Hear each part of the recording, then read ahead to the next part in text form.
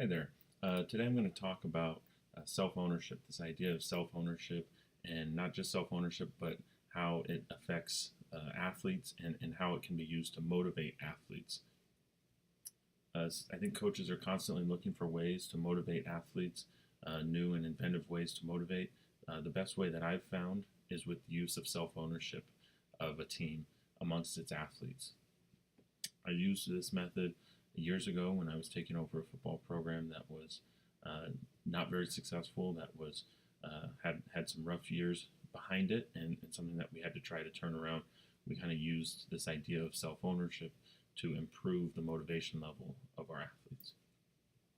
The proper definition of self-motivation really is just, and I'll paraphrase, that we all have decisions and we have control over our body and over our person, and that we are the exclusive controller of our body and our life. And that's what self-ownership is. Self-ownership to me, in regards to athletes, mean really taking control and responsibility of your team.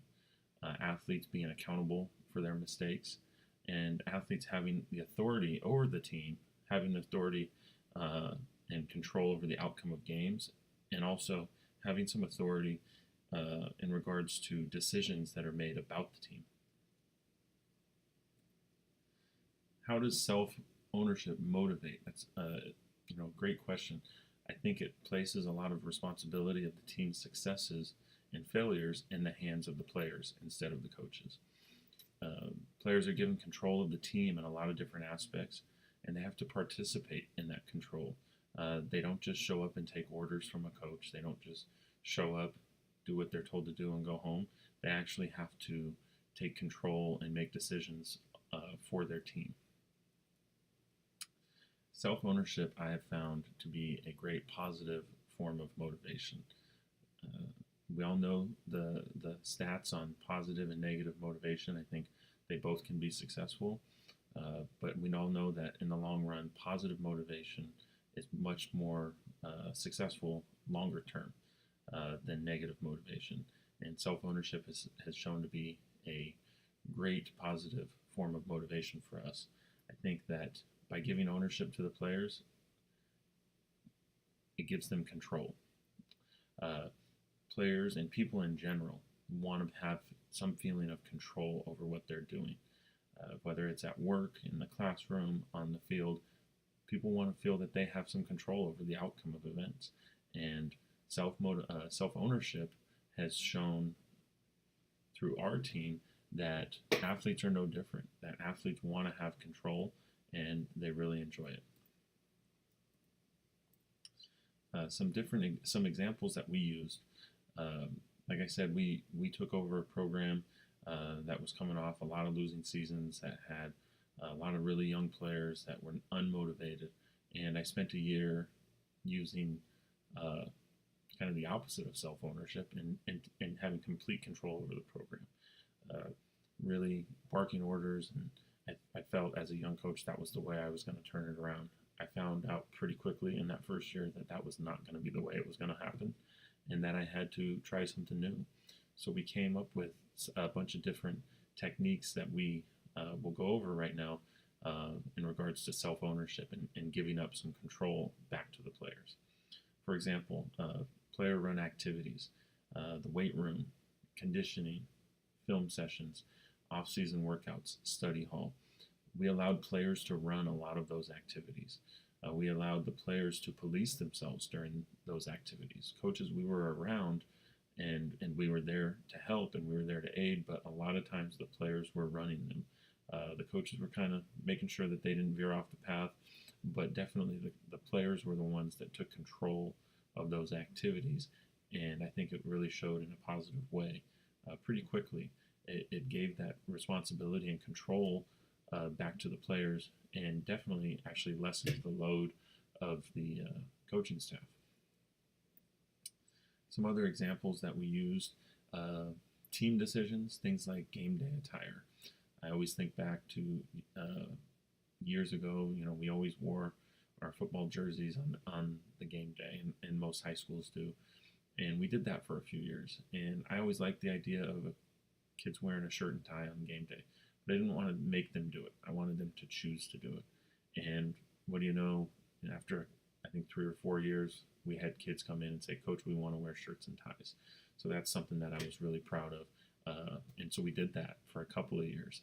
And not every player wanted to do it, but because their teammates and players on the team made that decision, every player did it. And we really had minimal uh, instances of players not doing it. We also allowed the players to make decisions in regards to our team slogans, things that went on the wall in the weight room, in the locker room, things that we put onto T-shirts and spirit packs and so forth, training gear, what brands we would wear, what colors we would wear. We always asked for players' input. We always let the players make those decisions. We did the same thing with uniform designs.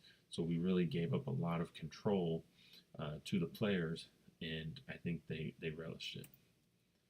Another aspect of self-ownership, it comes accountability. I think we always have in any kind of coaching atmosphere, you have players that have to be held accountable for mistakes, whether it's missing practice or discipline issues on campus or anything like that. And so what we did is we really involved the players in that aspect of accountability. If a player made a mistake and we met with them, and we would talk to them about what they did wrong and how they could fix it. We also talked to them about punishment and what the discipline should be. And we asked the players that made the mistakes, what do you think the discipline should be? What do you think the punishment should be? And oftentimes they came up with the perfect amount of punishment. They came up with sometimes harsher punishments than we would have given them. And it was something that I think really stuck with them because it was a decision that they made themselves. We did the same thing when players would quit. Maybe they would want to come back, and we always included the players that were still on the team in that decision-making process of who should we let back and who should we not, because these were players that they were going to have to play with, play next to, count on, trust, and we wanted to include the players in those decisions. In conclusion, I would use often throughout the seasons post-practice meetings, post-game meetings, team reminders, little things that I could talk to the team about, and I would always try to remind them about this idea of self-ownership, that they own the team. This is your team, it's not my team. You guys are members of this team, and we're all trying and fighting for the same things, but you're not just a player on a coach's team, but you're a member of the team. I always used to talk to the kids, and I would tell them, look, I'm going to coach again. Whether it's here or somewhere else, I got a lot of years left. I'm going to coach again. But many of you may not play again. This is, playing is definitely, there's a limit on our playing lives. And you can coach for a lot of years, but you can only play for a few. And this idea that taking advantage and responsibility and ownership of your playing career really hit home, I think. So these are all some things that we talked to the players about, and kind of how we steered our football program using this idea of self-ownership. It didn't turn around overnight. We went from 0-10 to eventually within 3 or 4 years winning records, winning a district championship, fighting for playoff spots, and doing some really good things. So I definitely think that self-ownership and this idea of self-ownership as motivation played a huge part in that success. So I hope you enjoyed this presentation. Thank you very much.